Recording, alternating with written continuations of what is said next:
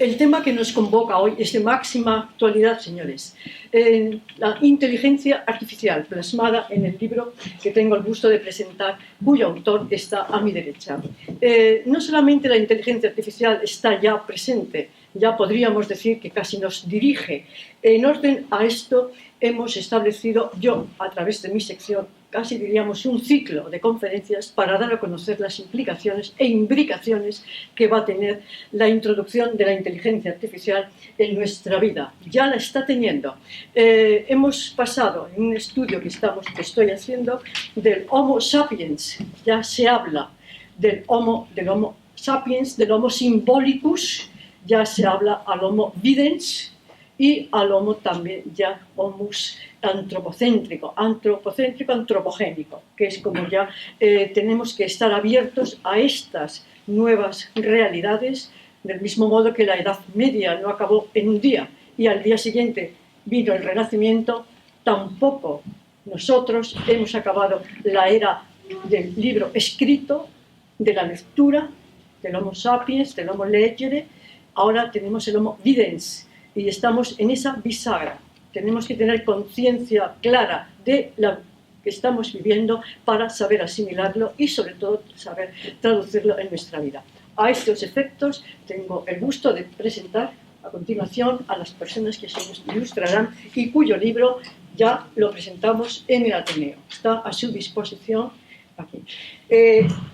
Lo que acabo de decir amerita la solvencia intelectual de las personas que voy a leer, cuyo currículum voy a leer. Una breve sinopsis, por supuesto. Don Norberto Jorge, mesonero.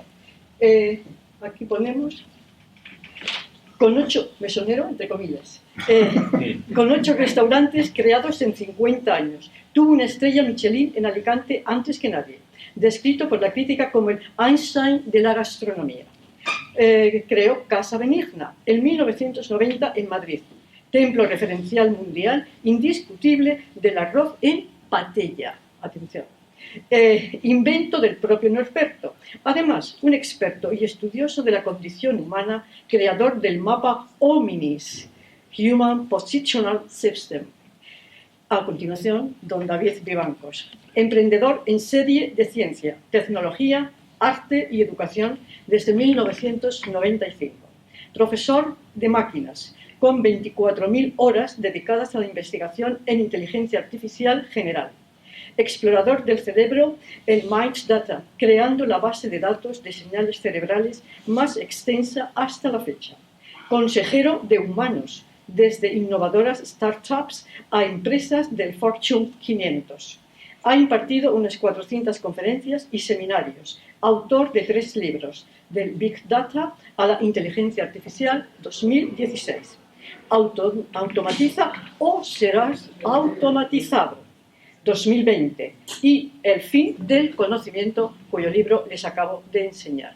Dicho esto, señores, cedo la palabra a don Norberto. Muchas gracias por su atención.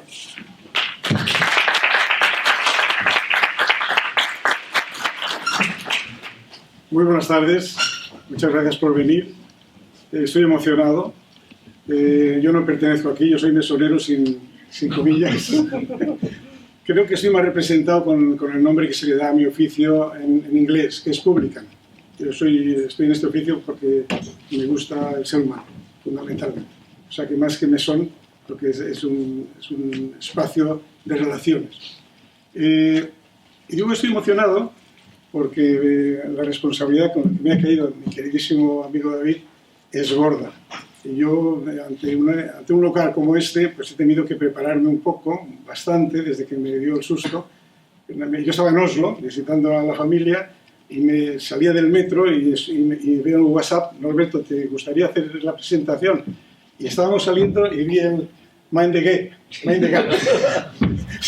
Cuidado con el espacio vacío que hay entre los conocimientos de David y los del mesonero.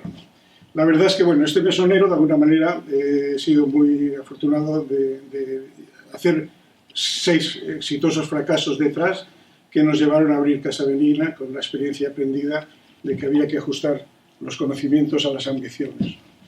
Son 500.000 personas que yo he atendido en estos 50 años, con lo cual la afición mía por el ser humano no ha hecho más que crecer y crecer y crecer. Y eso, estoy emocionado también porque yo he tenido, he visto un par de charlas, una de ellas la de Steve Jobs en Stanford, que me gusta mucho, porque él dice que solo se pueden unir los puntos mirando hacia atrás, ¿no? Yo hace 54 años, en el 67, cuando conocí a mi mujer aquí, en la sala grande del Ateneo, no me podía imaginar que yo iba a estar en el Ateneo dando una charla de este nivel sobre una cosa tan novedosa y tan específica como es la inteligencia artificial. Pero sin embargo ahora lo veo. Yo intentaba aterrizar una carrera que no acaba de despegar de aeronáuticos. Un compañero de estudios me dijo: Roberto, si te vas al Ateneo. Me mudé a la calle León, me metí en una pensión de mala muerte para poder estar aquí a las 8 de la mañana y venir todos los días, y fue una desgracia porque descubrí a la rubia, a mi queridísima mujer. Estaba haciendo una tesis sobre responsabilidad y culpa de Pascual Duarte, de Cela, y que cuando ya acabó, pues se tuvo que marchar, y yo ya confesé a mis padres que la carrera no salía. Y yo espero que me estén viendo, porque esto es lo más cerca que yo he estado de una charla académica en mi vida, ¿no? De modo que mirando hacia atrás uno ve el hilo, ¿no? Encontrar el camino. Dicho todo eso, vengo también con dos cosas muy aprendidas de mi familia, todos. Norberto habla poco y la otra, vas a presentar a David, no hables tanto de ti, de modo que disculpadme si se me va un poco el ramalazo. La verdad es que tiene sentido, después de todo, de que tenemos una afición compartida. Una son los conocimientos, los comemos juntos una vez cada 5 o 6 semanas, de pura necesidad, ¿no? No es una cuestión. Los mesoneros tenemos pocos amigos, tenemos muchos conocidos, pero es muy difícil encontrar tiempo cuando los demás están de ocio. Nosotros estamos trabajando, ¿no? De modo que yo aprecio muchísimo a David y le agradezco mucho el desafío en el que me ha puesto. Dicho eso, tiene sentido porque yo de los 6 exitosos fracasos que me llevaron a Madrid, había guardado las cifras de visita. En vez de ser un analista económico que está viendo gastos y tal, a mí lo que más me movía eran las cifras de visita. Y tenía unas listas de la visita de 6 restaurantes, 3 en Noruega y 3 en España, con lo cual era mucha información que podía gestionarse, ¿no? Todavía no habíamos pasado a pasarla a datos, eran cifras escritas a lápiz.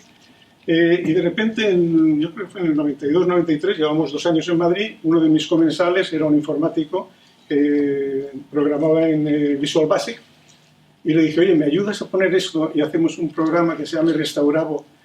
Y la idea que tengo es que había visto que de esas cifras que yo tenía de todos estos años, los primeros 6 meses nunca pasaron del 48% de la visita.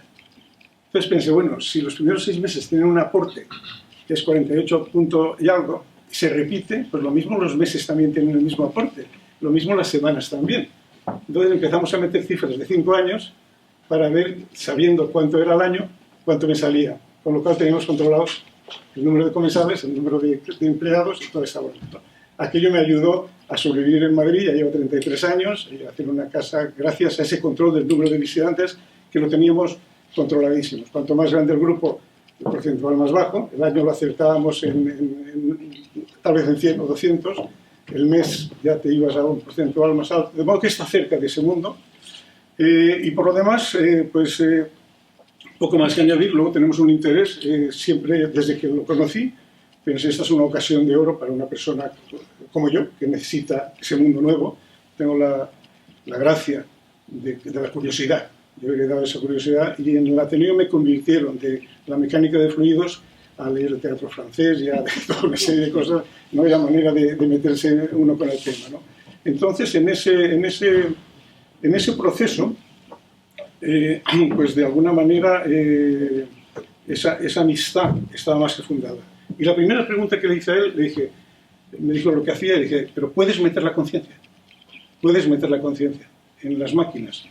Y me dijo desde el primer día que sí. El último día me dijo que no. Hace poco. Entonces, no es que me dijo que no, me dijo, bueno, depende quién la financia. En los libros que me ha tocado leer para preparar, para estar aquí con Ignacio, intentar aportar algo, hay 2 cosas que me han llamado la atención. Una es que lo que David menciona en el libro sobre los inviernos de la inteligencia artificial, corresponden a periodos verdaderamente de desánimo. No había inversión, y de repente esto cambia cuando de repente la Central de Inteligencia, la CIA, y otros medios deciden apoyar el desarrollo de esto siempre que sea beneficioso para sus intereses. Con lo cual, lo que ha dicho David, pues make sense, tiene sentido de que quién va a pagar la fiesta y yo voy a poder decidir de alguna manera dónde empieza la historia, dónde termina, lo que ha pasado con Wikipedia, ¿no? Que se ha desprestigiado totalmente, ¿no?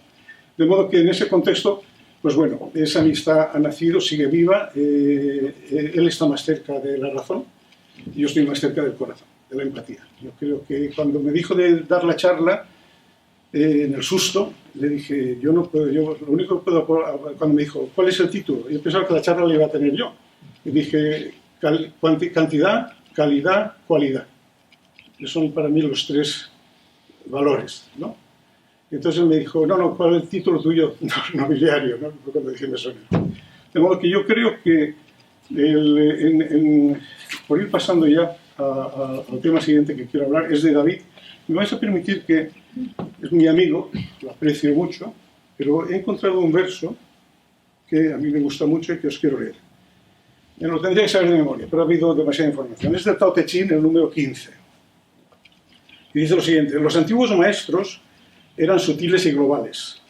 Sus mentes eran demasiado profundas para ser penetradas. Siendo impenetrables, solo podemos describirlas vagamente por su apariencia. Cuidadosos como quien atraviesa una corriente en invierno. Alerta como guerrero en territorio enemigo. Prudentes y corteses como un invitado. Sencillos como un tronco no esculpido. Profundos como una cueva. Confusos como una ciénaga. Efímeros como hielo fundiéndose. Sin embargo, ¿qué otros podrían pasar tranquila y gradualmente de lo turbio a la claridad? ¿Quién podría pasar con lentitud pero con constancia de lo inerte a lo vivo? El sabio no desea la plenitud, más precisamente porque nunca está lleno, puede mantenerse siempre como un germen oculto, sin precipitarse para una prematura madurez. ¿Es esto David? Pues no lo sé, pero como el chascarrillo, pero huele a león de la hostia. Bueno, que esa es un poco la impresión que tengo de David, del corazón, y agradecido. Y ahora quiero hablar un poco del libro. El libro, yo he leído los 3 libros de David, en el término mío de cocinillas. Los 2 primeros son, el primero es muy interesante, porque es de entrar en el campo de la inteligencia artificial, con todo lo que ha pasado. Es digamos que, de tomar varios días para poder todo. El segundo no he podido poner, es de verdad Vega Sicilia, de año raro, que requiere mucha nariz y mucha paciencia. Pero el último es de tragular. El último es verdaderamente un trabajo muy importante para no asustar ese miedo generalizado que hay en el mundo a la inteligencia artificial. Y yo he encontrado, tiene 3 o 4 partes, y ayer me ayudó mucho mi chica, 4 partes. La primera es un poquitín, responde a las 3 preguntas fundamentales del ser humano: ¿de dónde vengo? ¿Dónde estoy? ¿Y a dónde voy? Ese es el libro de David. ¿De dónde viene la inteligencia artificial? ¿En qué estado nos encontramos con ella? ¿Y qué predicciones se puede hacer para adelante? Yo la impresión que tengo de la inteligencia artificial, yo he dicho que estoy más cerca del corazón, yo creo que la inteligencia artificial, más que la inteligencia artificial, el tema del libro, que son los conocimientos, son una manifestación evidente del miedo. Es la inseguridad, ¿no? Yo creo que era Rumi el que decía que ¿qué es el miedo? Pues es la no aceptación de la incertidumbre. Si la aceptas, se convierte en una aventura, ¿no? Entonces, todo este mundo de la inteligencia artificial lo que hace evidente es que estamos dominados por el miedo todos. El miedo a la oscuridad, a no comprender, a buscar soluciones. Yo pensaba que había inventado una palabra hace un par de días cuando de repente, viendo esa superficialidad, dije, no es la inteligencia artificial, es la inteligencia superficial. Está muy criticada dentro de los libros que me has hecho leer, de que de alguna manera de inteligencia tiene las analogías, que es la manera de pensar, es hacer analogías. Conceptualizas una vivencia, vas al registro si hay alguna cosa parecida y valoras. Eso es una parte importantísima para tomar decisiones, pero hay bastante más, ¿no? Entonces, en el tema del libro suyo es muy interesante todo tipo de preguntas que se hace. Yo lo he visto, he pensado, bueno, pues esto podría ser una serie de Netflix, El fin del conocimiento, ¿no? Que yo cuando me lo dijo pensé, ¿viene con interrogación al final?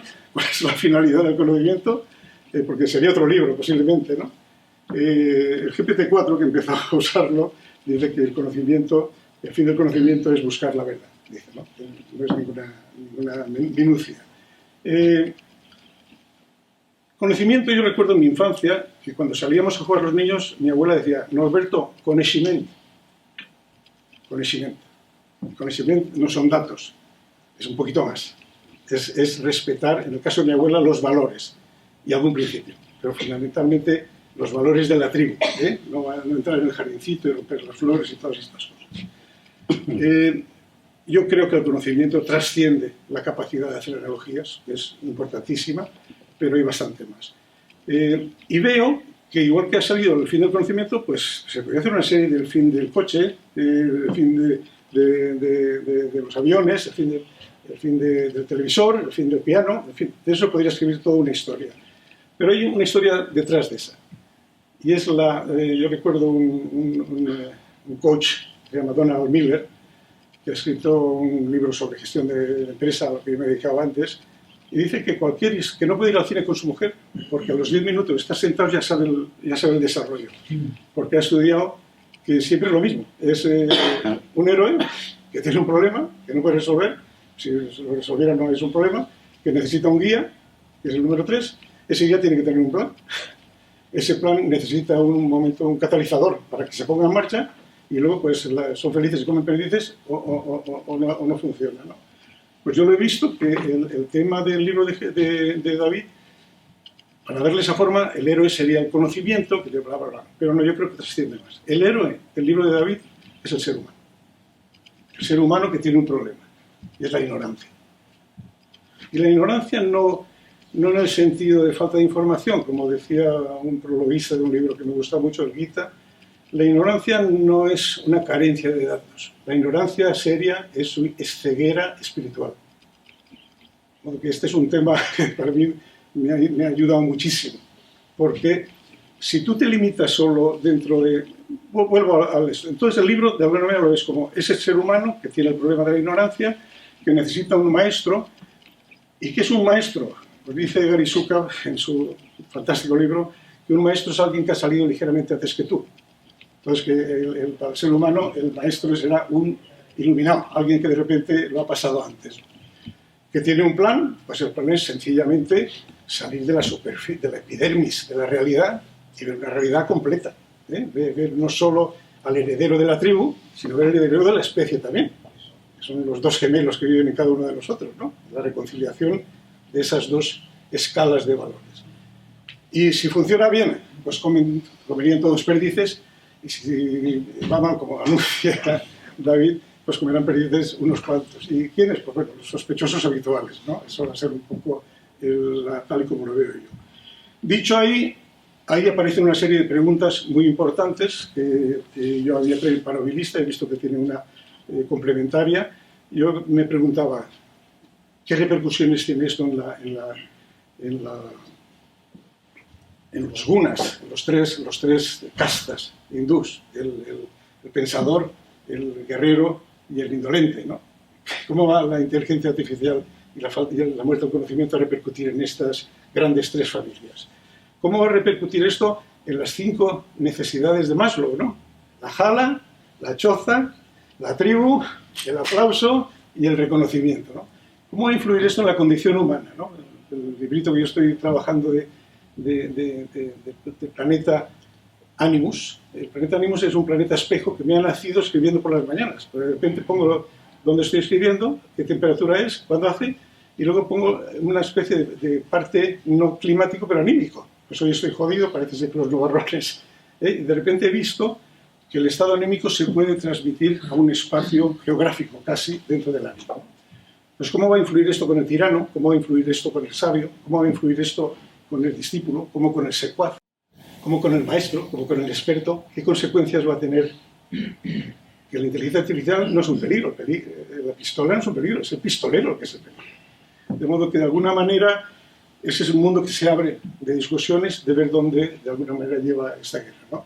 De modo que yo estoy muy feliz de que me hayas metido en este mundo y muy agradecido de que hayáis escuchado tanto. Muchísimas gracias.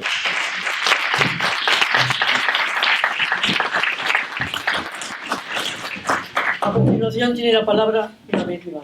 Muchas gracias, Ana y Norberto. Es un placer escucharte, es un placer compartirte. Yo creo que también no solo a mí me gusta comer contigo casi todos los meses, pero creo que esta audiencia de amigos también y de muchos conocidos, creo que es importante también que escuchen tus palabras y creo que es un mensaje que transmites muy bien y que además comunicas algo que es fundamental, que es efectivamente ese corazón, ¿no? Por lo cual, muchas gracias de corazón por tu introducción. Y bueno, yo os voy a traer un poco con la razón también, hay un pelín de corazón, pero sobre todo de razón, como dice Norberto. Y efectivamente el libro es un libro de preguntas. Es decir, yo estoy viendo hacia dónde va un poco el mundo desde hace mucho tiempo, porque también lo estoy creando, me estoy dedicando un poco a crear todo esto que está sucediendo. Y siempre he tenido esa necesidad de comunicar, ¿no? de intentar transmitir al resto de personas dónde estamos, ¿no? Y hacia dónde vamos un poco. Muchas veces incluso con dónde estamos ya genera desasosiego, porque hay muchas personas que no saben todavía bien dónde estamos. Y ese desasosiego pues es algo que de alguna manera se transmite y dentro de ese desasosiego al final surgen preguntas. Y el libro en realidad son casi 200 preguntas, son muchas más cosas, pero sobre todo hay preguntas, algunas resueltas y algunas que nos falta mucho por resolver, ¿no? Es un libro en el fondo de tecnoantropología, es decir, estamos intentando ver si... En realidad la antropología habla también del presente, habla también del futuro del ser humano y creo que estamos ahí en esa conexión entre el ser humano del pasado, lo que hemos ido construyendo durante estos miles de años y lo que nos falta por construir, no sé si serán miles o serán decenas, no sé dónde llegaremos como especie, pero sin ninguna duda va un poco hacia esa dirección, ¿no? Y estamos efectivamente en el proceso de delegar el conocimiento a las máquinas. Es decir, ya hemos pasado efectivamente de los datos a la inteligencia artificial, a automatizar algunas cosas y estamos en ese proceso de que los seres humanos compartimos el conocimiento con las máquinas y utilizamos ese conocimiento que compartimos con las máquinas para extender las capacidades humanas, ¿no? Por eso ese concepto de transmitir y de pasar ese conocimiento entre humanos y máquinas, ¿no?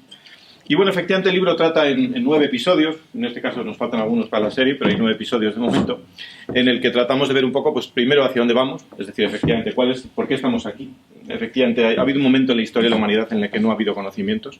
Yo creo que no, los conocimientos siempre han sido parte de la humanidad, pero es cierto que ha habido una historia del conocimiento. Y dentro de esa historia del conocimiento, pues fundamentalmente el conocimiento ha sido una de las bases fundamentales del trabajo. Creo que no podríamos trabajar si no sabemos nada. Y según sabemos más y sabemos cosas que otras personas no saben, pues quizás tenemos más capacidad de trabajar y de generar riqueza con eso. Y luego también el conocimiento ha sido, a través del trabajo, la base de las sociedades. Es decir, vivimos en sociedades donde si no pudiésemos trabajar, pues es difícil que se hubiesen creado y la economía actual está basada en eso, ¿no? Lo que ocurre es que esta ecuación es un poco frágil y si cambiamos algún elemento de esta ecuación, pues puede cambiar mucho hacia dónde va a ir el ser humano, ¿no? Si el conocimiento lo empiezan a tener las máquinas, por lo tanto el trabajo lo tienen las máquinas, pues por lo tanto las sociedades nuevas pues no van a coincidir con las actuales, ¿no? Los intereses, lo que motiva a las sociedades actuales a su existencia no van a ser las mismas que las que vamos a tener si todo esto cambia, ¿no? Y creo que estamos en ese proceso de ver si somos capaces de por lo menos atisbar hacia dónde van esas sociedades. Yo ni siquiera sé tampoco dónde van exactamente, pero si somos capaces podríamos construirlas para que no sea un drama todo esto, sino que sea algo muy positivo para el ser humano, ¿no? El segundo episodio habla efectivamente de que el conocimiento es poder, y esto yo creo que no es nada nuevo. Yo creo que desde siempre el que ha tenido un conocimiento único ha tenido un valor único en la sociedad, y creo que eso nos ha hecho llegar donde estamos. Las sociedades, las riquezas que han existido en todos los ámbitos están relacionadas con aspectos únicos del conocimiento. Ahora quizás serían aspectos también masivos del conocimiento, es decir, quien tiene volumen de datos, que luego veremos, y también de conocimiento, es quien puede hacer algo que el resto de seres humanos no pueden hacer, ¿no? Y en el pasado eran incluso conocimientos únicos, porque era difícil muchas veces compartir ese conocimiento y la gente reservaba mucho esos conocimientos, ¿no? Y bueno, efectivamente el conocimiento nos ha permitido dominar el medio ambiente. Vivimos en un ambiente que por supuesto es hostil. Nos puede parecer que estamos controlando el medio ambiente, pero es todo lo contrario. El medio ambiente sigue controlándonos y creo que cada día nos va dando pistas de que esto un poco es así. Ya nos gustaría ser una civilización planetaria que controle perfectamente el planeta, pero no estamos en ese punto. Y por supuesto el conocimiento, entre otras cosas, pues nos ha permitido pues compartir cosas con otros seres humanos y luchar contra otros seres humanos y contra la propia naturaleza, ¿no? Destruyéndola para nuestro interés o haciendo cosas, con lo cual al final ha sido parte de toda esta historia de alguna manera de la humanidad, ¿no? Y en esa carrera que empieza a surgir entre los seres humanos y las máquinas que empezamos a crear, pues hay que ver dónde vamos a estar posicionados, ¿no? Porque efectivamente si las máquinas son las que van a tener ese conocimiento, esa carrera hacia el futuro, esa carrera hacia ese dominio del poder, pues es algo que estará pendiente de ver cómo se desarrolla, ¿no? El tercer episodio, y volviendo un poco para hacer una retrospectiva también de los libros anteriores, es que efectivamente pues los datos son la raíz del conocimiento. Es decir, en la actualidad lo que fundamenta el conocimiento son los datos que capturamos, los datos que procesamos, la famosa datificación de la que yo hablo tanto, ¿no? Y efectivamente el valor de las sociedades, el valor de las organizaciones, el valor incluso de las personas, debería ser más, estaría basado en los datos que son capaces de producir, ¿no? Es lo que genera el valor económico. De alguna manera, si no hay datos, es difícil que exista ese valor económico a generar. Y el problema es que no todos los datos son buenos. Es decir, nos encontramos en un problema de datos, o bien que por capacidad pobre de capturarlos, el ser humano todavía no tiene resolución suficiente para capturar datos de una forma correcta, o sencillamente porque esos datos pues, han estado mal capturados o sencillamente durante la historia han cambiado. Es decir, algo que pensábamos históricamente que era cierto, pues cuando tenemos nuevas evidencias, nuevos aspectos empíricos, somos capaces de ver que efectivamente no lo son, ¿no? Y ese dato malo, ese dato que no refleja la realidad, es un gran drama también. Y es un gran drama porque efectivamente si enseñamos a las máquinas con esos datos, y esos datos, un porcentaje de ellos son malos, lo que está sucediendo es que esa retroalimentación, donde las máquinas ya empiezan a crear nueva información por sí solas, efectivamente está basada en elementos que no son correctos, ¿no? Y eso es algo que habrá que estudiar y que habrá que ver cómo lo trabajamos en los próximos años. El cuarto episodio es que efectivamente los datos han permitido la inteligencia artificial. No solo los datos, pero los datos han sido uno de los habilitantes de la inteligencia artificial. Y aquí pues habría que ver, un poco por si alguna persona no lo conoce de la audiencia, pues que siga habiendo tres tipos de inteligencias artificiales, ¿no? Y hay tantas inteligencias artificiales como personas creemos esas inteligencias artificiales, ¿no? ChatGPT es una de ellas, tiene unas neuronas limitadas, tiene unas conexiones limitadas entre esas neuronas.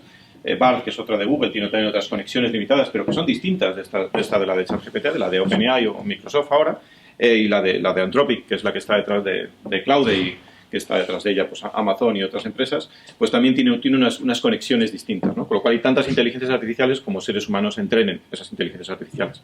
Pero es cierto que hay tres que están cambiando un poco el mundo. La primera es la que yo simbolizo aquí con Homer, que es la inteligencia artificial reducida, en la que el ser humano ha sido capaz de hacer que una máquina haga una tarea y solo una tarea mejor de lo que lo puede hacer cualquier ser humano. Y aquí ya estamos, en otra conferencia os hablaría de miles de casos de uso de cosas que han sucedido ayer, incluso de dónde estamos. Y esto ya está dominado en muchos campos, no todos. El segundo tipo de inteligencia artificial, que es donde yo llevo investigando, como decía Ana, pues muchas horas ya, es la inteligencia artificial general. Así la llamamos antes, ahora a mí me gusta más llamarla la inteligencia artificial de nivel humano, por no ser tan pretencioso de generalizar completamente la inteligencia. Y aquí lo que tratamos de buscar es el algoritmo único de aprendizaje por el que se supone que se rige el cerebro, ¿no? Es replicar todo lo que puede hacer un cerebro humano en un chip, ¿no? No tenemos tecnología todavía para capturar, por supuesto, lo que hace un cerebro.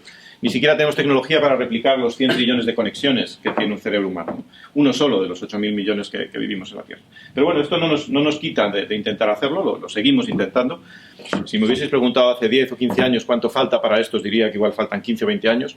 Si me preguntáis hoy, igual os digo que igual faltan 6 o 7, 8, no lo sé. Predecir el futuro no es fácil, pero efectivamente cada vez estamos más cerca y acelerándose, ¿no? Y el tercer tipo de inteligencia artificial, que lo simbolizo aquí con la protagonista de Ex Machina, una película de ciencia ficción, pues es esa superinteligencia, en el que el ser humano ha sido tan inteligente, o igual no, de hacer una máquina que es más inteligente que el conjunto de seres humanos que habitamos en la Tierra, ¿no? Algo que efectivamente los 8.000 que habitamos, 8.000 millones y los 100.000 millones que han muerto previamente, todo ese conocimiento, si fuésemos capaces de transmitírselo a una inteligencia artificial, sería esa suprainteligencia. Sin ninguna duda, otra nueva especie, más allá por encima del Homo sapiens, que comentaba Ana también al principio, ¿no? Y bueno, esto de nuevo puede parecer una entelequia de la ciencia ficción, pero parece que como no nos carguemos la tecnología de alguna manera, parece que vamos inexorablemente en esa dirección, ¿no? Parece que siempre que exista tecnología suficientemente masiva, parece que es una realidad a la que nos dirigimos muy rápido.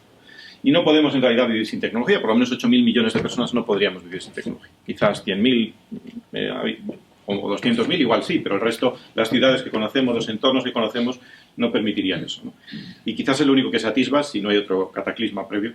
Parece que eso es algo a lo que también vamos dirigidos y algo a lo que habrá que dar solución en los próximos años, ¿no? De momento estamos en ventaja, es decir, los cerebros de máquinas todavía son menores que los cerebros de humanos, es decir, todavía cuando accedéis a ChatGPT y sistemas similares a veces no puede porque no hay suficientes de esos cerebros de máquinas y queda mucha innovación, muchas startups para precisamente reducir ese gap, otro mind gap, otra distancia que existe. Yo a veces tardo meses en entrenar los modelos de inteligencia artificial que creo, y si tuviese máquinas que fuesen 10 veces más potentes, o 100 veces más potentes, o 1000 veces más potentes, reduciría esos tiempos drásticamente. Por lo cual, bueno, seguimos un poco en ventaja, pero esto, bueno, es solo una ventaja que va a durar no mucho tiempo, ¿no? El quinto episodio es que, efectivamente, después de la inteligencia artificial, lo que hacemos es automatizar, y yo creo que la automatización es una de las claves fundamentales del ser humano. porque una vez te das cuenta de que las cosas que repites, lo que repites R que R, es algo que puede hacer una máquina, lo que haces fundamentalmente es liberar tu tiempo. Y yo creo que de momento, hasta que el tiempo sea otra cosa, mientras el tiempo siga siendo una limitación humana, creo que liberar nuestro tiempo de cosas que no nos aportan, porque ya hemos aprendido a hacerlas, es importante que lo hagan las máquinas, ¿no? O sea, un ser humano medianamente inteligente, cuando aprende a hacer algo, lo que hace es que luego lo intenta optimizar, y el ser humano más inteligente aún lo que hace es que una vez lo ha permitido, una vez lo ha aprendido, una vez lo ha optimizado, lo que hace es que lo automatiza para que efectivamente ya lo haga una máquina y pueda seguir aprendiendo y haciendo otras cosas, ¿no?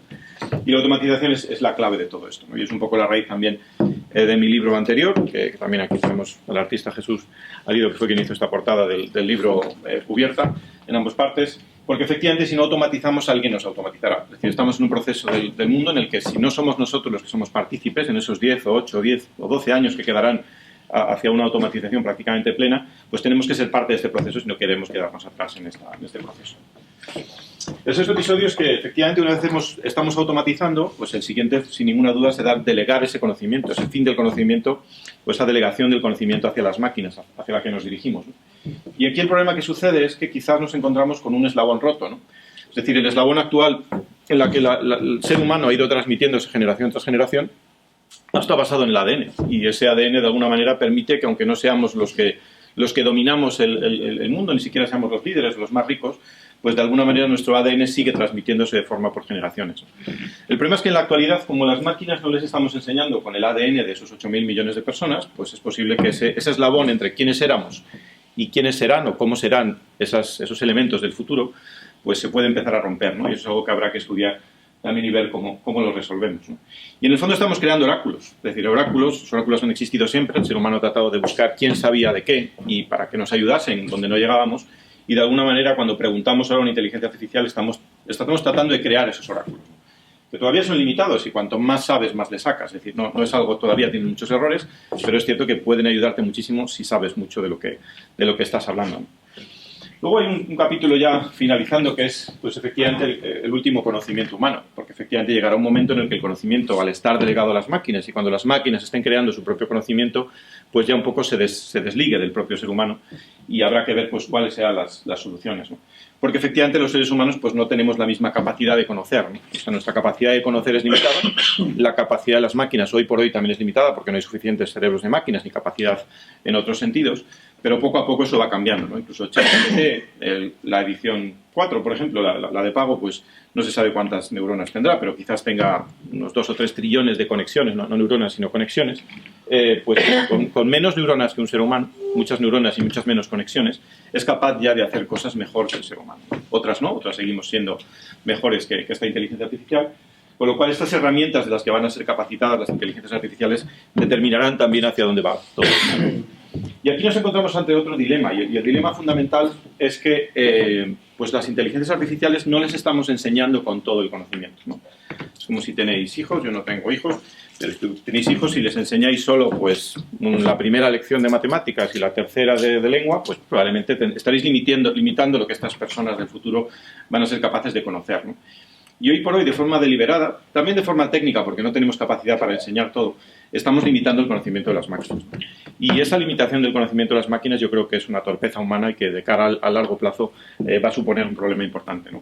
Sobre todo porque habrá otras máquinas a las que sí se les provea de más información. Con lo cual, es difícil encontrar la ecuación de cómo se enseña y cómo nos enseñan las máquinas, pero es algo que habrá que resolver, ¿no?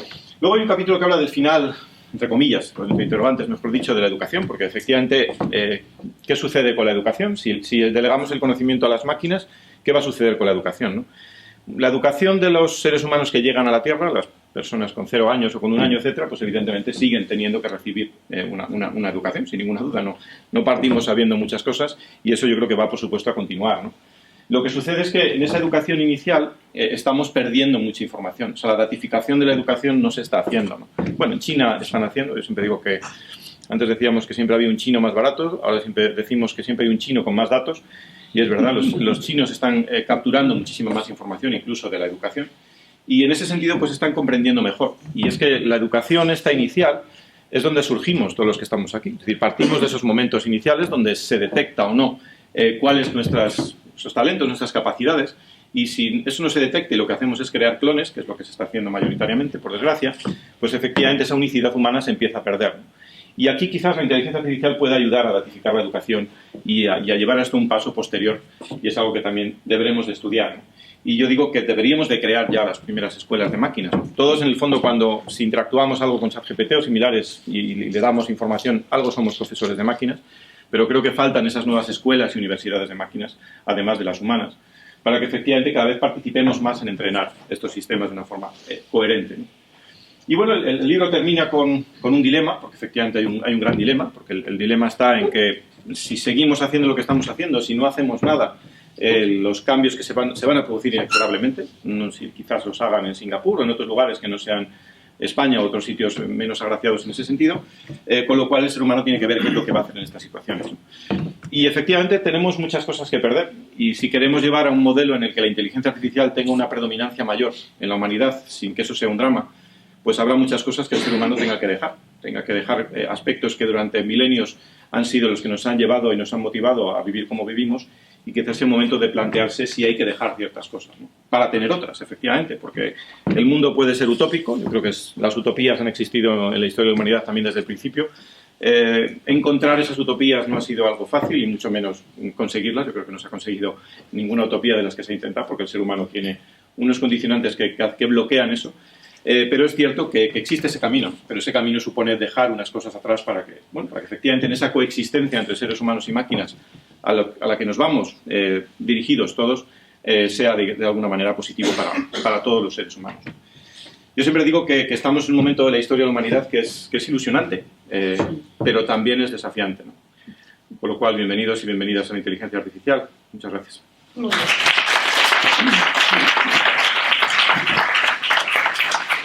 Bien, señores, muchísimas gracias por la atención prestada. Como vemos, el tema es ya no apasionante, es incluso un poco terrorífico. Y voy a decir terrorífico por lo siguiente. Evidentemente no se puede parar la historia, no se puede limitar la tecnología. Cuando se inventó la imprenta, el Homo Legens, el Homo Gutenberg se llamó, se pasó de lo audiovisual, acordémonos que, claro, antes de la imprenta no se podía, y se pasó del Homo Videns, que he citado antes, al Homo Legens. Y ahora tenemos el hombre de la inteligencia artificial.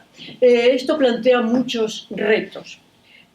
Yo le diría a los ponentes, les preguntaría, uno de los retos, el Homo sapiens, el Homo symbolicus, ¿cómo se llama?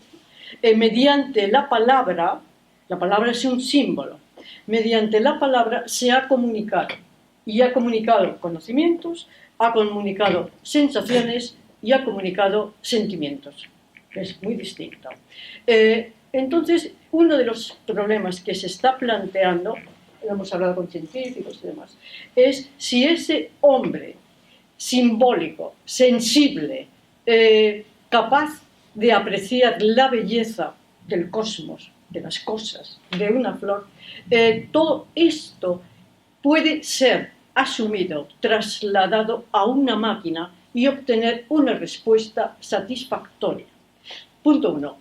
Punto 2. Estamos observando ya en 2023, si ustedes, las personas, yo lo veo por el contacto que tengo en clases, etc., la juventud, niños, adolescentes, son hablo en categoría, no en anécdota, hablo en mayoría, no en categoría, no en anécdota, no en casos específicos o en ámbitos específicos.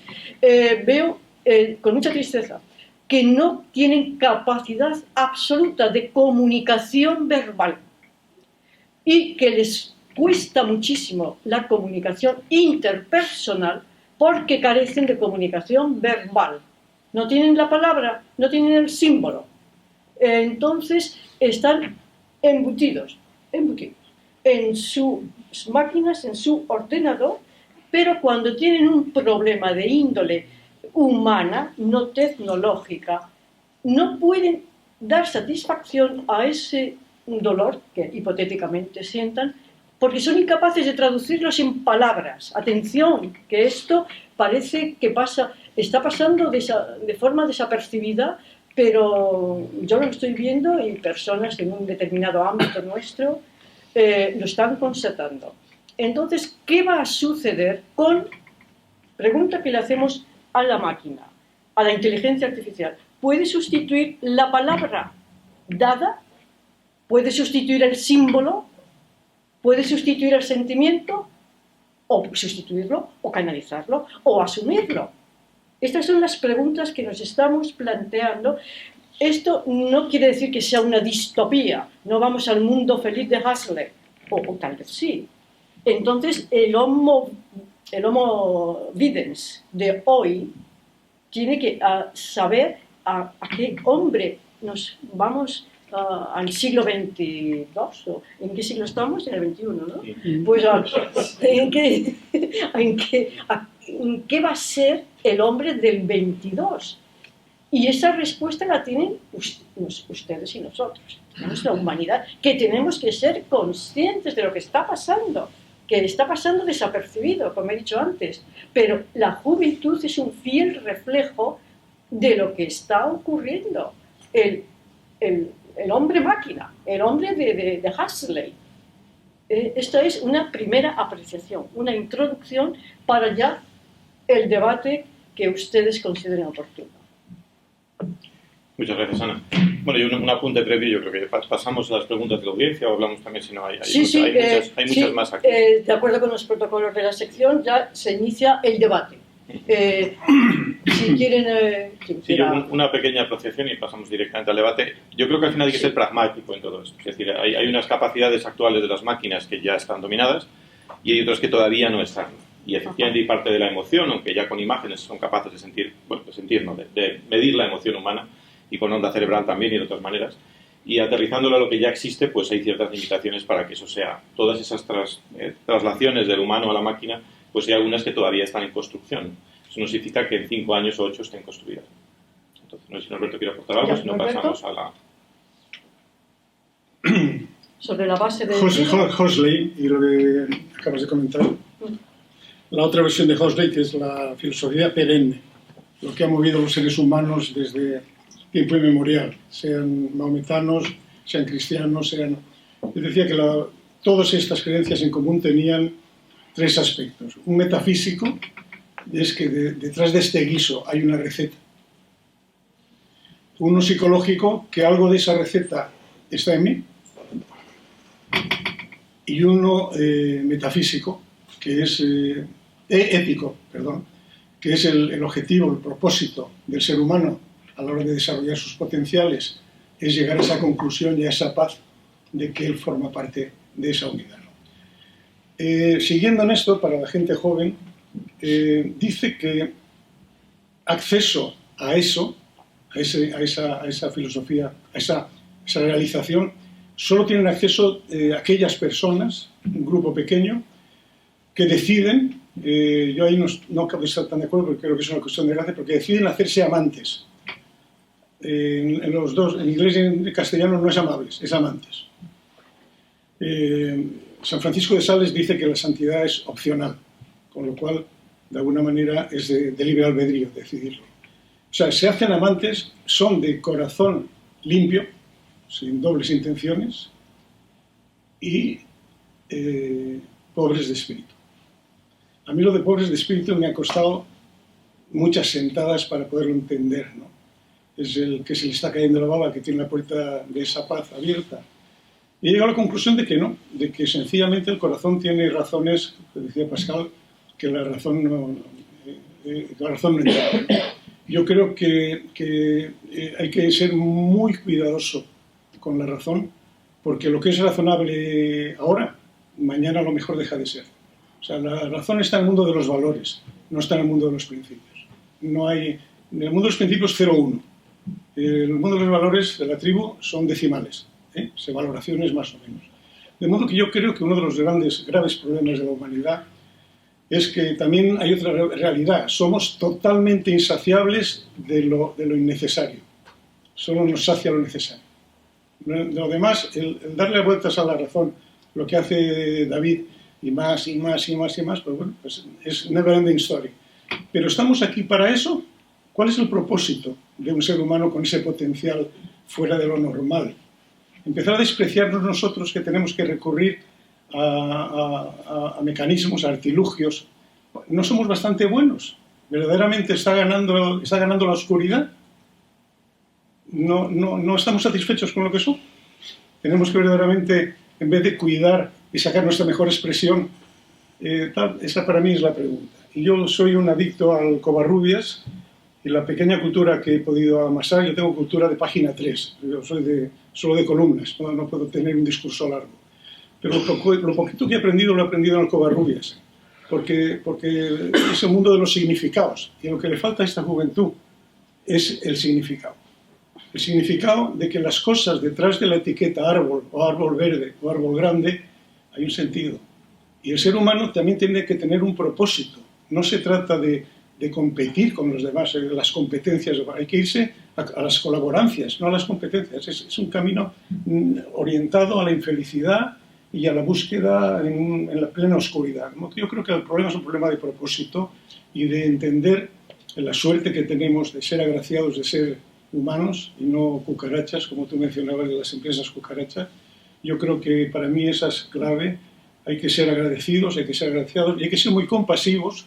A mí la palabra gracia me ha salvado, porque en el Covarrubias, gracia, gratis, agradecido, me he dado cuenta que no todos somos igual de agraciados.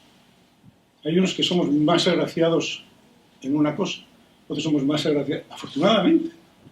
Entonces, partir de esa base de que todos somos, hay un estándar, no es verdad. Entonces, querer hacernos a todos iguales en lo que somos distintos, y distintos en lo que somos iguales, macho, la locura, ¿no? Como que eso es lo que yo entiendo. Muy bien. ¿Abrimos el debate? Sí. Señores, se abre el debate. Primera pregunta, sí, Cordeiro, por favor. Hablaste un poco de tiempo, 6 años, 8 años. Ray Kurzweil me acaba de mandar la última versión de su manuscrito, del libro que lanza el año que viene. La singularidad está más cerca. Y sabe que le ha hecho predicciones durante medio siglo y ha acertado 90%. Y él mantiene sus fechas. Para el año 2029 pasamos el test de Alan Turing y llegamos a la velocidad de escape de longevidad. Y para el año 2045 llegamos a la singularidad tecnológica. ¿Cómo ves tú estas fechas y cómo ves tú el timeline del futuro de la inteligencia artificial? Bueno, en la primera fecha coincido, yo creo que está muy cercana de eso. La segunda yo creo que está muy lejana en el tiempo. Yo creo que predecir a tanto tiempo, bueno, no lo sé, al final es complejo. Yo no tengo tanto porcentaje de acierto. Creé una empresa de nanotecnología allá por el año 2005, nanotecnología aplicada al espacio, porque quería y sigo queriendo viajar al espacio. Y me invitaron a dar una conferencia en San Francisco sobre los próximos 50 años de las nanotecnologías aplicadas al espacio. Y yo, por supuesto, hice unas predicciones que están ahí escritas, que están creadas. Acerté en algunas cosas, quizás un 30% más o menos, y probablemente acertaría en el 100% del qué. Es decir, acertar el qué, si lo estás creando, es fácil. Acertar el cuándo, yo creo que depende de muchos factores, ¿no? Si hay una guerra nuclear o si hay una crisis de otro tipo, si viene un asteroide o invasión alienígena, que es la que nos falta, pues efectivamente todo puede cambiar, ¿no? Yo creo que es difícil predecir a tanto tiempo. Lo importante es crear. Yo creo que nuestra responsabilidad, más allá de la predicción, que yo creo que los autores de ciencia ficción tienen mucho que decir en todo esto y predecir el futuro, y bueno, Ray, por supuesto, es un creador también, no solo se dedica a predecir, sino, por supuesto, crea, y así lo ha hecho desde muchos años, pero también hay que ponerse a crearlo, porque creándolo es donde el ser humano puede ponerle sentido a todo esto que creamos. Con lo cual, mi consejo es creemos el futuro. Creemos. Teníamos otra pregunta. Sí, por favor. Sí. Bueno, conozco a David hace años y bueno, yo también me dedico a este tema de inteligencia artificial. Y bueno, ha habido y hay muchos debates sobre la inteligencia artificial y el impacto y muchas de las cosas que he escuchado hoy van sobre el miedo, ¿no? ¿Qué pasa? ¿Qué está pasando? ¿A dónde vamos? ¿A dónde venimos? Pero mi opinión es que el humano va cambiando y evolucionando. Incluso en nuestra vida actual tenemos el humano que vive en mitad de la selva en Brasil, que piensa de nosotros aquí sentados, ¿no? Con nuestro iPhone, con nuestra tal, ¿no? pues verá, pues a lo mejor como vemos nosotros, al que se hace un implante cerebral para mejorar sus capacidades cognitivas, por ejemplo, el invento, ¿no? Pero quiero decir que al final nos estamos comparando nuestra realidad de cada uno con lo que es diferente a nosotros, ¿sí?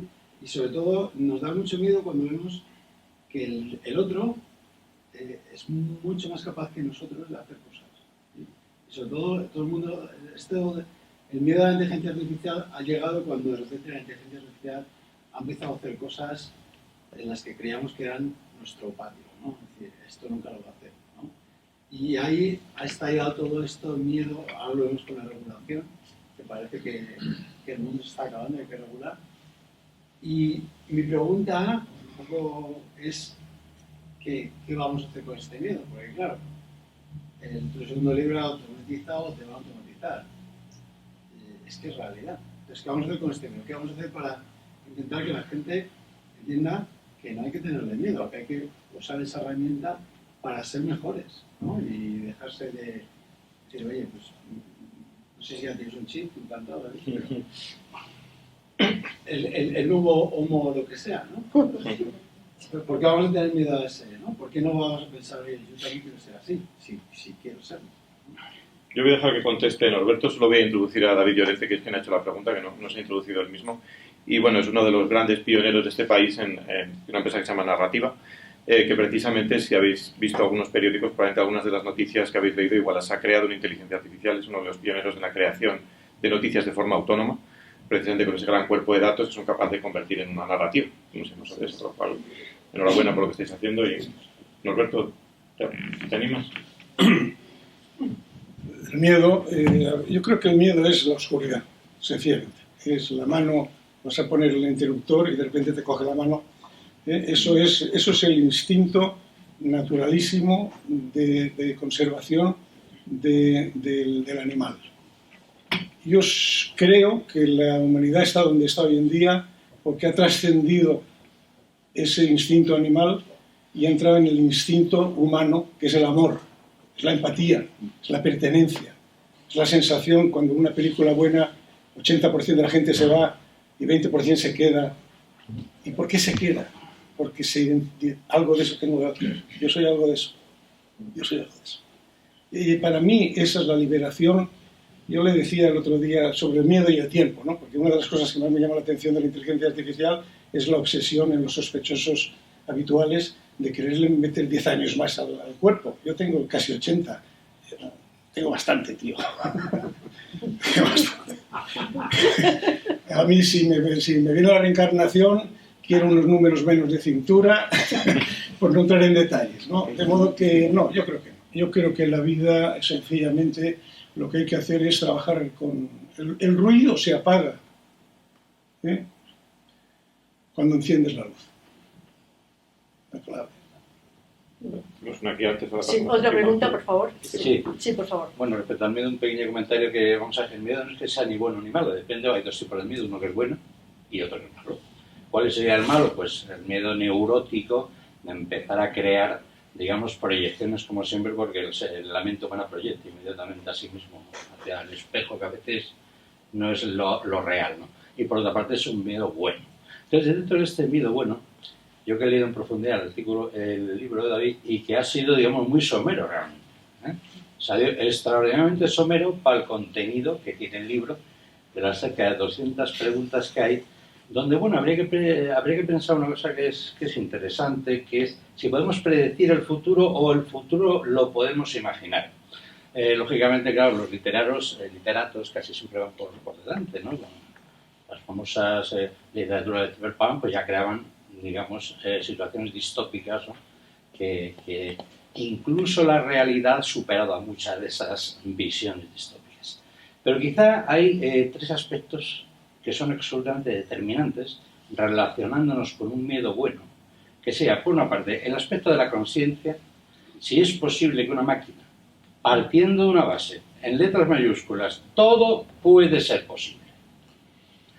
No hace mucho tiempo, los smartphones que llevábamos eran cosas que eran como juguetes, ¿no?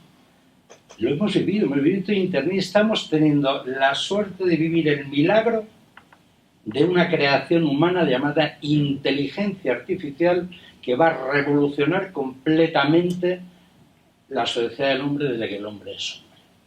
Pero entonces, el aspecto de la conciencia, que es un tema, digamos, de futuro, ¿qué más da hoy en día, qué más nos da que una máquina tenga conciencia que sienta o que deje de sentir? Lo que importa es lo que nos aporta.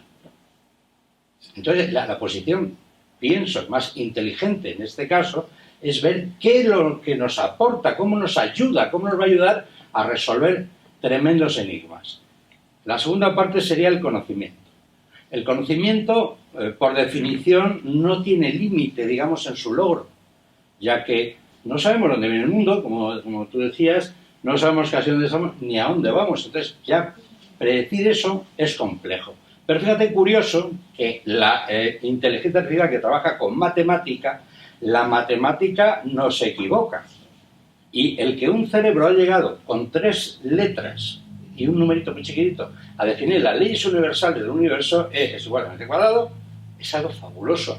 Y la inteligencia artificial en ese aspecto sí que puede llegar, porque es ante todo matemática, y son tesis, ¿no? Y la tercera y más importante es el aspecto ético. El problema ya no está en la inteligencia, el problema es que los chinos hacen la suya, los americanos hacen la suya, los rusos hacen la suya. ¿Cómo vamos a delegar en las máquinas 5 inteligencias artificiales contrapuestas que nos pueden llevar a la destrucción del ser humano como tal? Entonces, he hablado mucho, muy espeso, pero quizá me quedaría con la parte de la ética, que tú hablas en tus libros. Muy bien. Vale. Bueno, os presento también a Jesús. Jesús Lorenzo Alido es un gran artista, es el pionero del arte electrónico en este país. También he tenido la suerte de crear varias empresas con él y es un gran amigo. Y, bueno, por supuesto, un pensador y un creador de primer nivel. Y has dicho dos cosas. Antes de llegar a la ética has hablado de futuro en plural, no de futuro en singular, ¿no? Porque hasta que el futuro no se aterriza en un presente, pues puede haber muchas posibilidades, pueden pasar muchas cosas y no las controlamos como humanos, ¿no? Con lo cual, el trabajo del creador o el imaginador de futuros precisamente en estar preparado para cuantos más futuros y ser capaz de tener esa capacidad de predecir y las probabilidades de cada uno de ellos, con el límite de conocimiento que tengamos. Con respecto a la ética es uno de los grandes caballos de batalla actuales, ¿no? Porque habría que definir efectivamente qué es bueno, qué es malo, para quién es bueno y para quién es malo.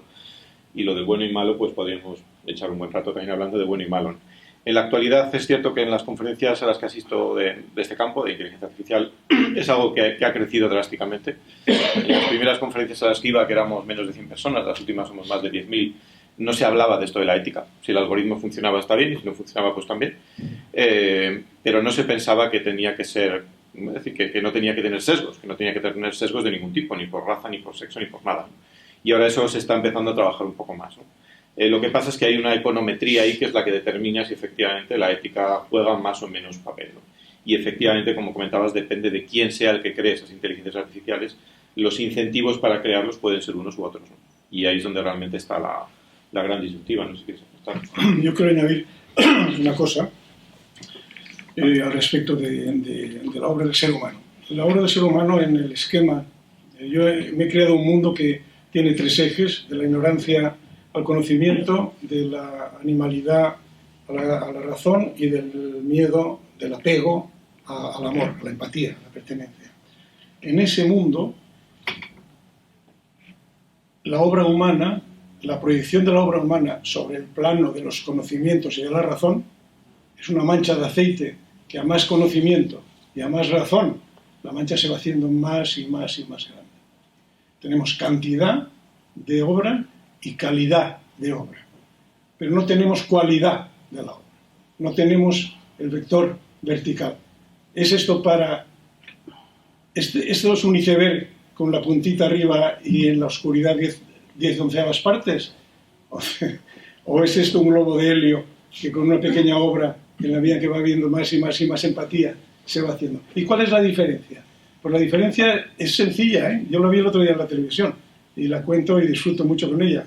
Corredor de maratón, 42 kilómetros, con un señor de color o como lo quieras llamar para no herir sensibilidades, ser humano más hábil que el otro, delante de él.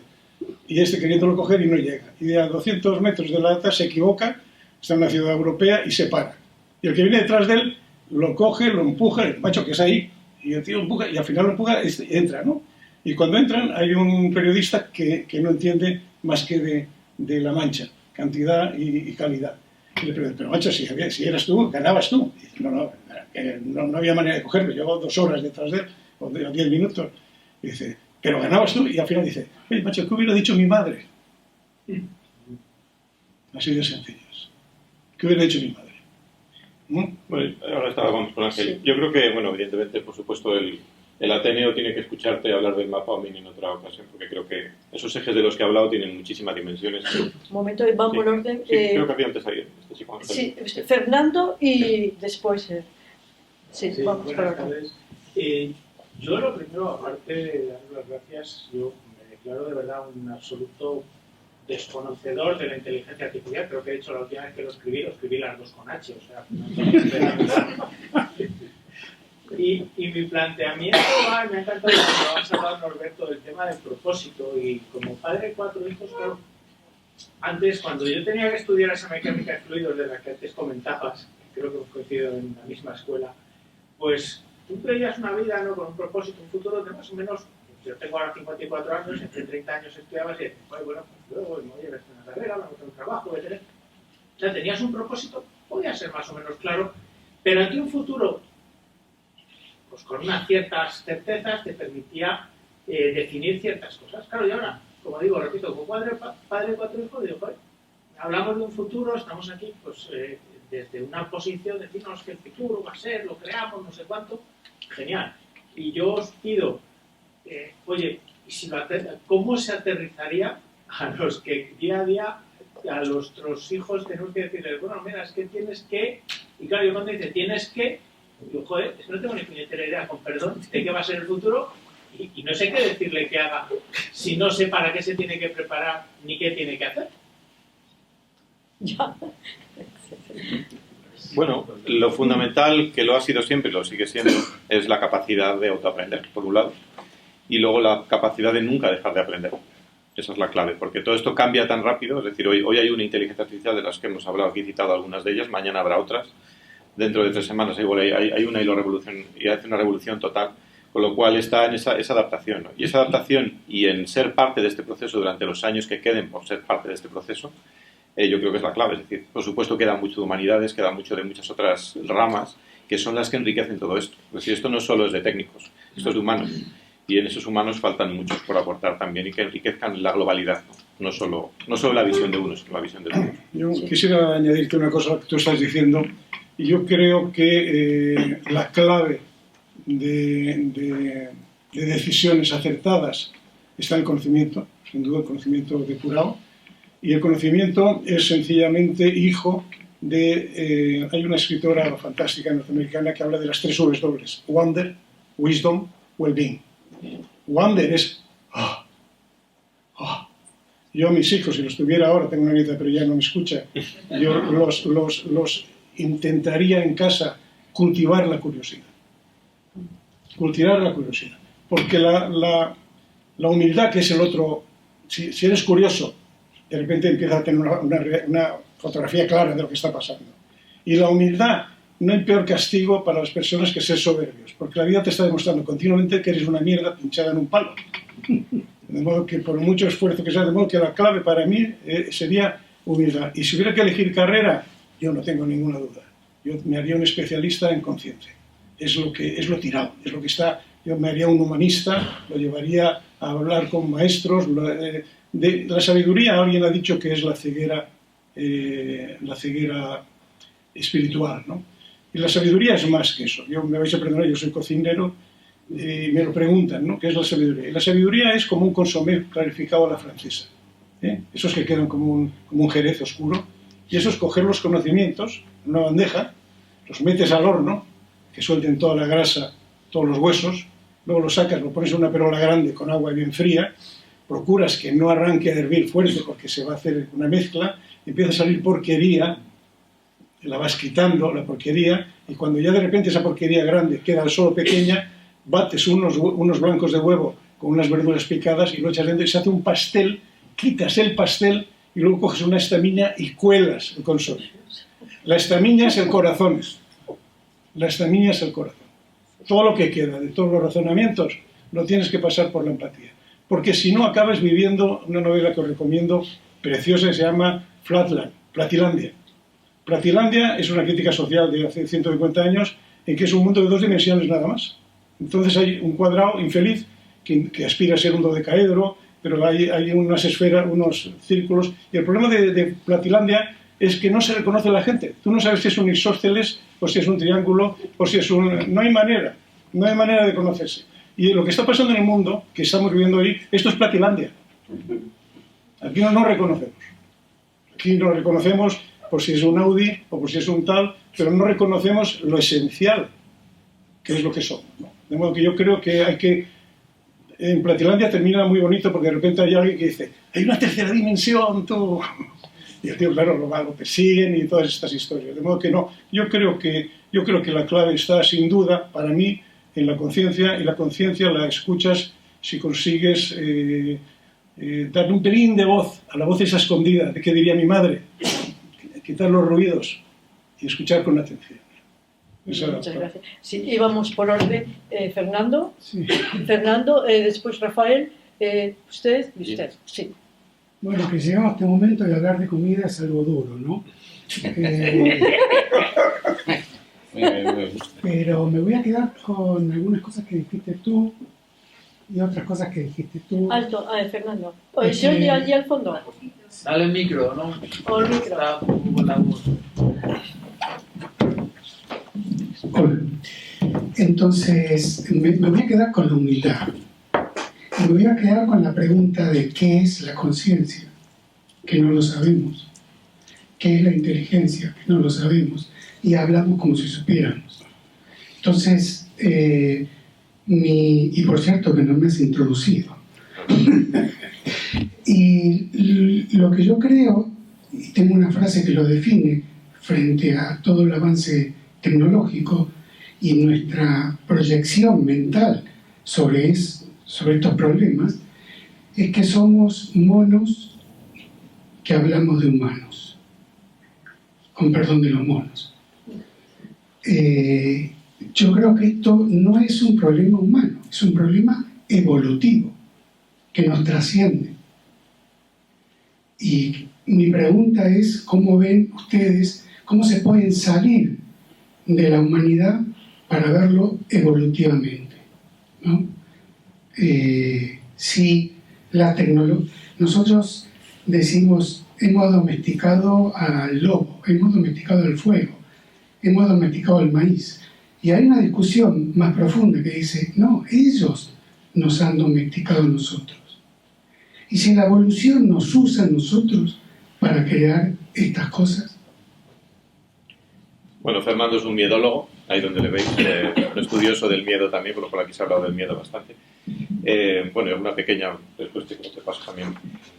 Bueno, el ser capaz de ir más allá de lo que el ser humano es capaz de conocer, siempre lo ha hecho a través de la herramienta. Es decir, hemos construido primero herramientas para extender capacidades físicas y luego herramientas para extender nuestras capacidades mentales, ¿no? Y en ese sentido yo creo que gracias a la inteligencia artificial puede ayudarnos a comprender un poco mejor hacia dónde va todo eso, ¿no? Yo creo que estamos en un punto en el que si somos capaces de dotarle a la inteligencia artificial de suficiente conocimiento para que esos factores ocultos para la inteligencia humana sean vislumbrados por dimensiones múltiples de la inteligencia artificial, quizás haya una puerta de oportunidad ahí para comprendernos mejor nosotros y comprender mejor cuál es el camino futuro. Alberto, ¿quieres? Sí. Yo me digo santo al cielo. Bueno, de la evolución humana, de cómo... Sí, la evolución humana. Yo me he hecho un gráfico. Ignorancia, animalidad y miedo es un cubo. Ese es el espacio del que venimos. Ignorancia, miedo, poca razonación, ¿no?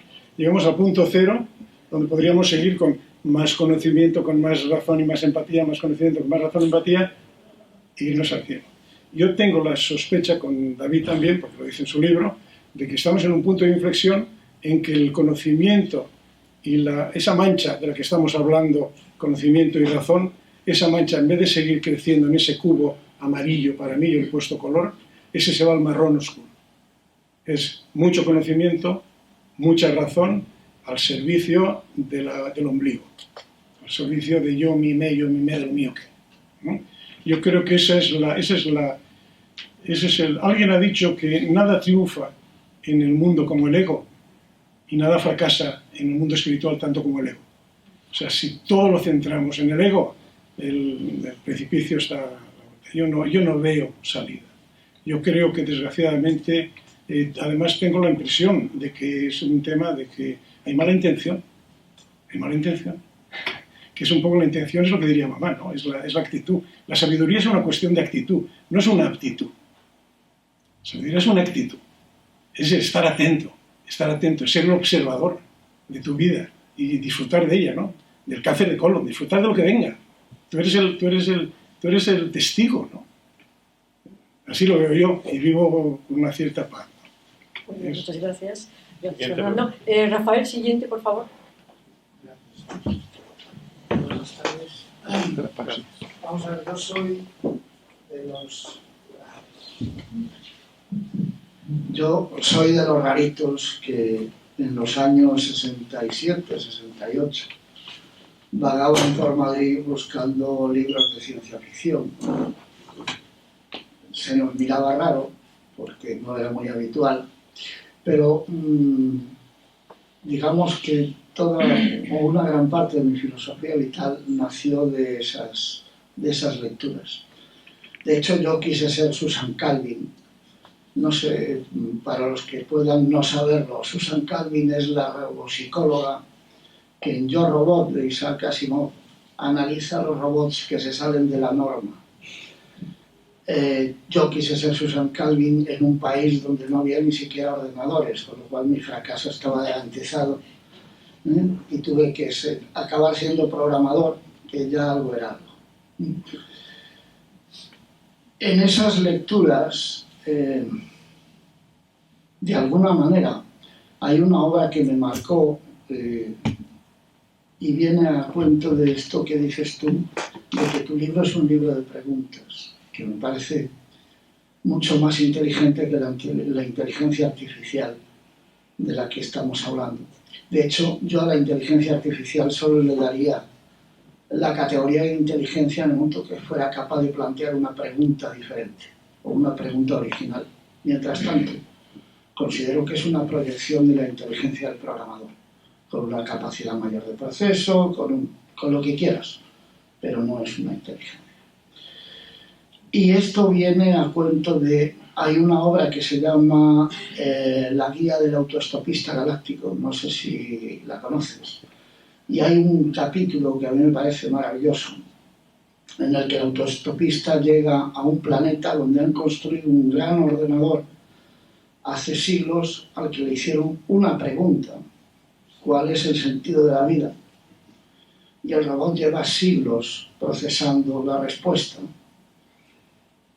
Y cuando llega el autoestopista justo está a punto de dar esa respuesta. Y da la respuesta. Y la respuesta es 143. No sé si es el número exacto, pero es un número. Con lo cual, esa civilización se pone a construir otro nuevo gran ordenador que les diga a qué pregunta ha respondido el primer ordenador. La sabiduría no está en dar respuestas, sino en saber hacer preguntas. Yo te preguntaría a ti, ya que hablamos de preguntas, si tú tuvieras que hacerle a una inteligencia artificial una pregunta, la pregunta definitiva, ¿cuál sería esa pregunta? Y segundo, y yo la pregunta te la hago, ¿realmente la inteligencia artificial no es una buena excusa para buscar algo a lo que ya nos vamos asomando poco a poco, que sería una civilización del ocio? Gracias. ¿Una civilización del ocio? Bueno, muchas gracias por la pregunta, por las dos preguntas. La primera, yo le preguntaría cómo construir una inteligencia artificial con una capacidad superior a un cerebro humano. Esa sería la pregunta que yo le haría a la inteligencia artificial, porque me ayudaría en lo que estoy haciendo, sobre todo. Y la segunda es una parte, es decir, el dejar al ser humano ocioso es parte de un proceso que creo que es un poco maléfico. ¿no? Es decir, yo creo que el ser humano está bien que tenga ocio, pero el ser humano debería tener mucha más curiosidad. Y entretener al ser humano cuando hay tantos seres humanos yo creo que es algo que no está muy bien, ¿no? O sea, no está mal tener cierta distensión porque nos ayuda a liberar algunos caminos de la mente, pero yo creo que precisamente el ser humano es un creador. Siempre ha sido un creador, ha sido un curioso, ha sido un investigador, ha sido un explorador de sus entornos y yo creo que ese sentido debería de continuar siendo así, ¿no? Entonces, si vamos hacia esa sociedad de los clones conectados, tipo Matrix y similares, creo que es una sociedad a la que a mí no me gustaría llegar ahí, ¿no? Y como creadores de futuro, que creo que somos todos, me gustaría más estar en ese otro campo, el de la creación. ¿Me permites una aclaración? Cuando hablo de una civilización del ocio, no hablo de la civilización al estilo de esa civilización final de la guerra de los mundos, donde todos se vuelven tontos. Idiocracia es otra película que haces. No, hablo de una civilización en la que el hombre sigue siendo creativo, pero está liberado de la obligación del trabajo, que es distinto. Es así, por supuesto. Hablamos del trabajo Sí. por cuenta. Sí, es así, por supuesto. Es decir, yo creo que el ser humano tiene que tener una actividad. Es decir, porque si no hay actividad es terrible lo que sucede. Es decir, lo hemos visto que en los pueblos donde hay menos bares hay más palos que donde hay más bares. Con lo cual no solo hay que tener también actividad, comunicación social, etcétera. Y en ese sentido yo creo que hay que tener que hacer. Por lo cual, si es esa, yo creo que es un camino que interesaría seguir y sobre todo un camino también de continuar ese conocimiento. Tiempo de ocio. ¿Cómo veis el futuro de esa sociedad que a lo mejor trabajará 3 horas, no sé, 3 días a la semana, ¿no? Y teóricamente nos quedarían 4. ¿Qué puede pasar con el turismo o el cómo la gente gastará el tiempo de ocio? Porque es un reto para el sector turístico cómo adaptarse a esta nueva sociedad, porque al final turismo es igual a sociedad, entonces como evoluciona la sociedad será el turismo. ¿Cómo veis vosotros cómo podría ser ese turismo en un estado de estos que tú hablas? Lo dejo a Norberto, que yo introduzco a Jimmy también, ya que estoy introduciendo a los amigos. Va a ser cortito eso del Covarrubias. ¿Qué significa aburrirse? ¿Qué significa entretenerse? ¿Y qué significa divertirse? No tiene pérdida. Aburrirse viene de aborrendo. Sácame de aquí. Sácame de aquí porque no puedo con el labial, tío. Ponme otra. Cualquier cosa. Divertirse es cuando vas con el coche y te divierten. En vez de encontrarte con la vida, te llevan y te despistas y tal. Y entretenerme, tenme entre. Sácame también, ¿no? O sea, esa fuga de descarada. No, que no, yo creo que el ocio, si hay una expansión de la conciencia, que para mí yo la tengo claro lo que es la conciencia. La conciencia es lo dice el diccionario, conciencia es ciencia sobre sí mismo. Es lo del oráculo. Conócete a ti mismo y conocerás al otro. Si no te conoces a ti mismo, del otro conocerás el traje, pero no lo que hay dentro, ¿no? Entonces yo creo que si la conciencia y la gente empieza a darse cuenta de las ventajas que tiene, porque alguien dice, conocer al otro es perceptibilidad, esto es de Lao Tzu también. Conocer al otro es listeza, conocerte a ti mismo es sabiduría. Conquistar al otro es fuerza, poder, conquistarte a ti es fortaleza. Entonces, en el momento en que si esa conciencia empieza a haber más y más gente contaminada, maravillosamente contaminada, de apreciarse a sí mismo y de quererse, y de que, bueno, yo creo que a todos los demás, los del ocio os quedáis en el paro. Porque no va a haber falta, y yo también, los del restaurante, vía, no tiene sentido. De modo que yo creo que, afortunadamente para todos, somos cada uno de un color, unos tenemos la gracia de la cocina, otros la gracia del pensamiento, otros la gracia de tal, y bienvenida a esa diversidad. Pero, de alguna manera, sin olvidarse de que lo que decía este libro de Jesús, ¿no? Escribo este libro sobre Jesús hombre porque veo que la gente vive en la epidermis de la fe. La gente vive en la epidermis de la fe. Y las personas vivimos en la epidermis de la realidad. Que es confortable, que ponme otra, que tal, que el trabajo. Yo creo que hay que crear una educación de quitarle el miedo al trabajo. Yo creo que el trabajo lo que hay que hacer es cuando un hijo te pregunta qué vas a hacer, pues no como a mí, que querían un académico, hiciera frío o calor, una tendera y un sastre, había que haber un académico en la familia, ¿no? Así me fue. Les engañé durante 5 años. No, que a la gente lo que hay que decir es, sé tú, saca tu mejor versión. Y si quieres ser geólogo y no da un puto duro, pues aguántate, porque no vas a trabajar en tu puta vida. Vas a estar todo el rato con el picapiedra y tal. ¿No? Que esa sería la educación, creo yo. Es un sueño, una utopía, no funciona, pero puestos a decir cosas con sentido. Y otra cosa que para mí me ha ayudado muchísimo, esta preocupación del sentido de la vida, el sentido de la vida como si fuera neurociencia. O sea, una cosa es la dirección de la vida, bombero, torero, astronauta, y otra cosa es el sentido. Las direcciones infinitas. El sentido, para adelante o para atrás. A favor de la evolución o en plan reptiliano tirando para atrás. O sea, eres un ser humano, tío. Responsabilízate. Hay un pensamiento que he propuesto para un restaurante de un amigo que dice lo siguiente. En la vida de cualquier ser humano llega un momento en que la oscuridad se hace de tal intensidad y la vida no tiene prisa, aparece cuando menos te lo esperas, que uno daría lo mejor que tiene, todo lo que tiene, por un atisbo de luz, un resquicio por donde podríamos salir. En esos casos, esto es un indio que lo dice, un hindú, en estos casos la única salida es que Dios, dice él, le ponga la mano encima. Pero este atributo que tenemos todos los humanos por el hecho de ser humanos, muy pocos lo aprovechamos, porque no estamos dispuestos a pagar el precio. Esto es una verdad que contemplo. Esto es una verdad que contemplo. Déjame en paz.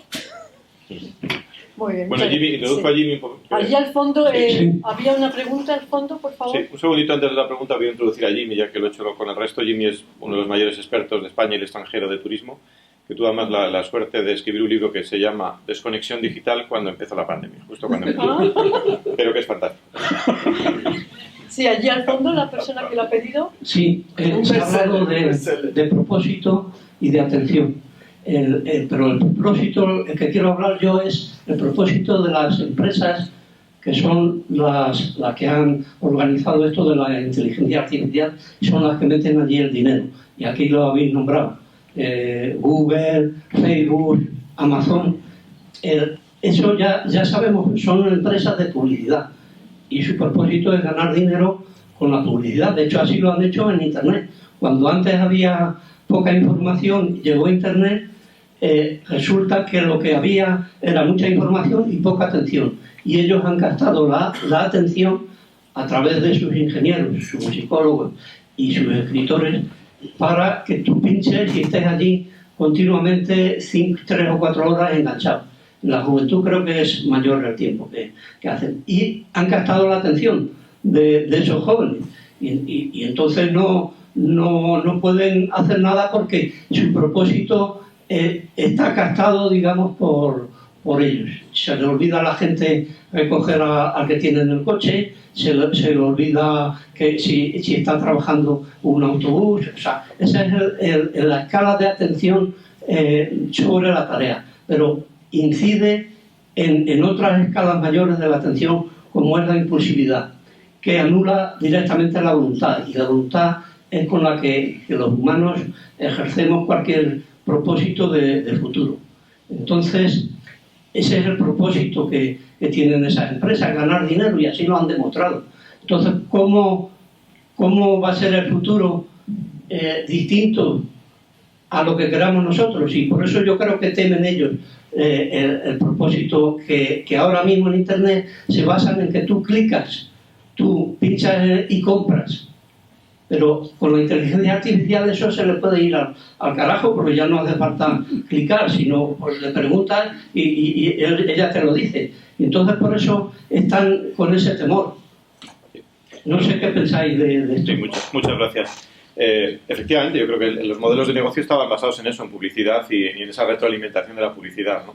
Y sería terrible que le preguntásemos a ChatGPT la distancia a la que está la Luna y nos diga, en vez de 400.000 kilómetros, que nos diga porque una empresa está más cerca que a 392.000, porque ahí es donde está un satélite de una empresa que es la que nos quiere vender, ¿no? Con lo cual existe ese temor de que efectivamente la publicidad domine también la inteligencia artificial, ¿no? Y ese es un temor que habrá que ver cómo se explota. Sin duda, el modelo de negocio o los modelos de negocio que han llevado al mundo de Internet actual deberían de cambiar. Es un modelo en el que efectivamente ya no hace falta que tengas un clickbait, que se llama, que estés continuamente haciendo clics para hacer cosas, ¿no? y deberían de cambiar, y si no lo cambian ellos, lo cambiarán otros, ¿no? Y no son solo los que están, no solo son los Microsoft, Google, OpenAI, etcétera. También hay un movimiento libre importante, ¿no? De crear modelos de inteligencia artificial, aunque la computación todavía no acompaña porque necesitas mucha computación, pero hay modelos abiertos como Falcon 2, como Llama u otros, Llama 2 también, que aunque todavía es costoso computacionalmente, es cierto que son modelos que cualquiera con suficientes recursos económicos puede entrenar y puede hacer cosas con ellos, ¿no? Y ahí es donde quizás queda esa ventana de oportunidad, ¿no? Yo en su momento salió, y también lo cuento en el libro, una iniciativa que quería prohibir, quería ralentizar el desarrollo de la inteligencia artificial de una forma un poco, no solo yo creo que un poco pretenciosa, de una forma, con unos intereses un poco no correctos. O sea, no lo firmé, por supuesto, de hecho la critico fuertemente, pero hoy hace unos días he firmado otra que está basada en esa apertura de la inteligencia artificial y que la investigación de la inteligencia artificial se mueva, que sea abierta, ¿no? Y esa sí que la he firmado recientemente, donde está también Jan LeCun, que es uno de los pioneros de este campo, está también Andrew Ng, que está detrás de una plataforma de formación muy importante que se llama deeplearning.ai, y muchos otros que sí que están en esa línea, ¿no? Entonces es un reto que efectivamente hay que cambiar esos modelos de negocio, y yo creo que esas empresas los tendrán que cambiar si quieren evolucionar y subsistir. Sí, por aquí había otro. Sí, por favor. Gracias. Buenas noches. La llegada de la informática ha revolucionado la tecnología y esto va exponencialmente hacia arriba. La educación que está recibiendo Mirita Jimena de 4 años es muy parecida a la que yo recibí hace 70, exactamente, ¿no? ¿No sería conveniente empezar a pensar en que quizá la educación de los niños que van a enfrentarse con esta nueva sociedad dentro de 30 años tendría que adaptarse a lo que se les viene encima? Sin ninguna duda. O sea, totalmente de acuerdo, pero vamos, ahora tenía que haber empezado hace bastante tiempo. Es decir, si nos vamos a la educación de 4 años, pues si nos vamos más tarde, no hemos hecho nada más que formar personas para luego no trabajar en lo que se han sido formados, ¿no? Si nos vamos más adelante. Pero en ese punto también, porque precisamente ahí es cuando se crea esa unicidad. Es decir, esos talentos individuales surgen en esas edades, incluso un poco antes, en esos 4, 5, 6 años, y ahí es donde realmente habría que trabajar que la educación los descubriese y los potenciase, ¿no? Para dejar de crear clones y crear efectivamente personas únicas, como somos todos, donde podamos aprovechar toda esa... Sí, bueno.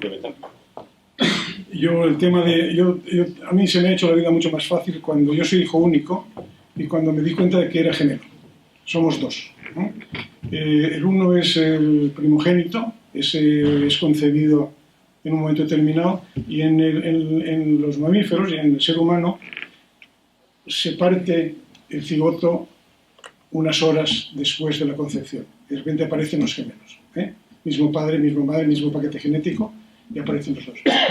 En el caso de los humanos de a pie, por decirlo de alguna manera, la separación del cigoto es 7 años después.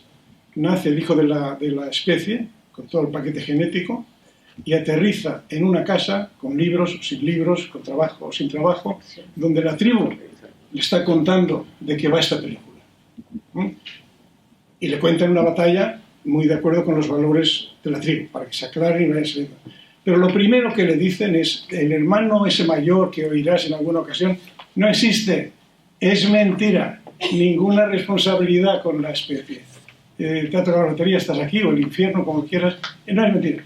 Porque además viene con unas deudas del copón. O sea, el hijo de la especie que vive en nosotros, el que tiene el amor como mecanismo de autodefensa, eso es un paquete con una responsabilidad. Tú no puedes estar aquí disfrutando de esa inteligencia y jodiendo a la marrana por ahí como si esto fuera sencillamente un regalo sin responsabilidades, ¿no? Tenemos una responsabilidad ética de responder a eso. Y luego tenemos la responsabilidad moral de no ofender a la tribu y seguir los horarios que tenemos pendientes. Pero yo creo que es sencillamente, a mí, muchos de los libros que yo ojeo, no tengo tiempo ahora, hablan del hombre reconciliado. Y a mí se me ha aclarado, ¿reconciliado con quién? Con mi hermano, tío. Me he reconciliado con la especie. No soy solo un hijo de la tribu. Soy un hijo de la especie. Tengo compromisos, tengo principios, tengo lo que diría mi madre. Mi padre diría otra cosa. Eres un gilipollas, tienes que trabajar más. Bueno, señores, muchísimas gracias. Se ha cerrado ya tiempo dedicado al debate público. Les agradezco infinitamente, por supuesto, su presencia, toda la participación que han tenido ustedes. Solamente una última reflexión.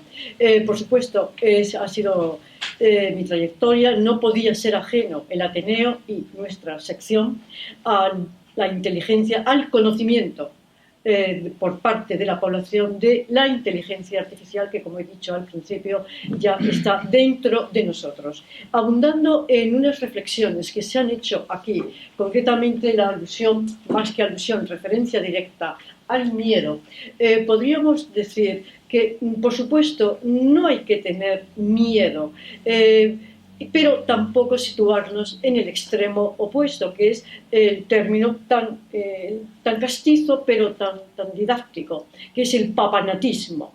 Entregarlo todo a la máquina, entregarlo todo a la inteligencia o no inteligencia, Rafael, artificial, y hacer un equilibrio entre la dimensión puramente, ahora ya hay que hablar entre comillas, puramente humana, sensitiva, emotiva, racional, y otra dimensión mecánica, artificial, si se quiere, o sencillamente tecnológica. Encontrar ese punto medio, esa simbiosis entre ambas dimensiones, creo que es lo que compete y el reto al que se enfrenta la sociedad actual.